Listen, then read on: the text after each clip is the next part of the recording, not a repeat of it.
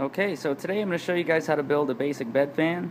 All you're going to need is a foam cooler, some 3-inch drain pipe with the elbow, a fan, a keyhole saw, a razor blade.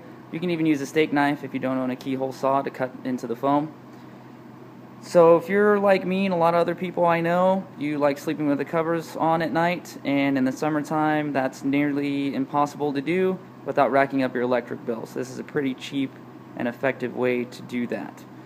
So the basic idea is that the elbow right there is the part that's going to poke underneath your covers at the foot end of your bed, and with the fan providing the air, it's going to then push the air throughout your blankets. And with this being the foam coolers, you can also freeze gallons of water and put them in the cooler so that the air that's actually coming out is going to be much colder than the air in the room.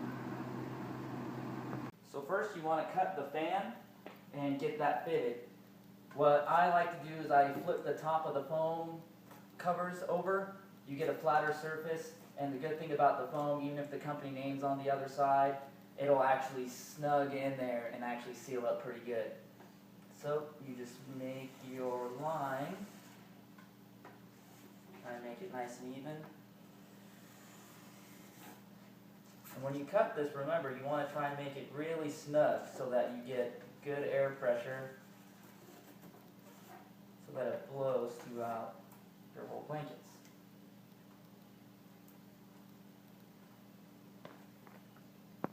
Now that you got that all marked up, you want to use your keyhole saw or drywall saw, whatever you want to call it, and just drive it right in there.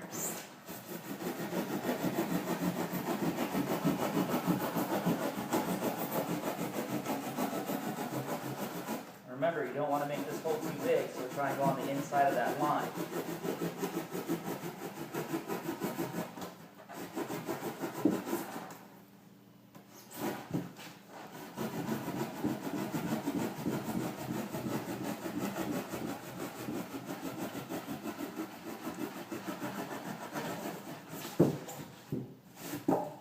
If you don't have a keyhole saw, you can use a steak knife or something like that, just so you don't have to go and buy the actual tool.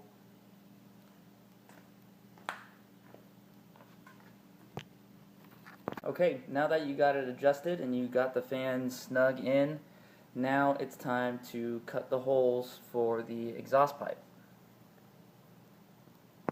When you're fitting it for the exhaust, try and put it on the corner, because typically when you put it in, you're going to put it on the corner of your bed, so you're going to want it to be on this corner so that it's not having to reach so far. So do the same that you did with the fan. Just make your mark on the back side and then make your cut. Now that you got that hole cut, now you want to cut your pipe.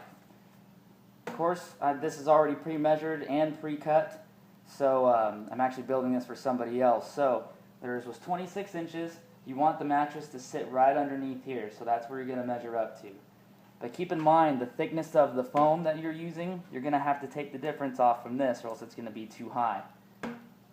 So after you're done cutting this, you're going to want to cut this slit right here.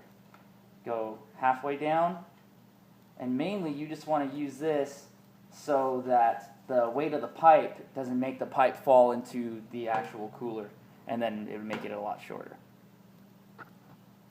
Now that you got your hole cut, what you want to do, put your piping through it, go on the underneath and mark your actual pipe right where it meets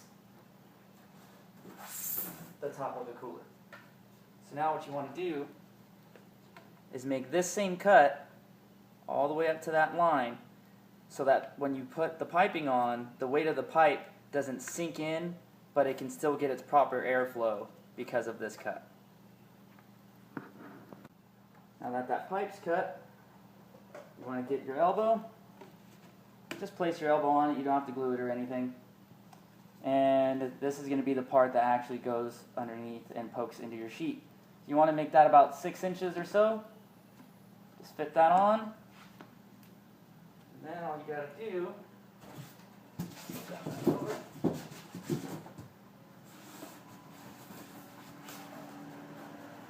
and there you go. Now, just grab your fan, make sure it fits in there nice and snug. And there you go. That's all there is to it. And it's ready to go.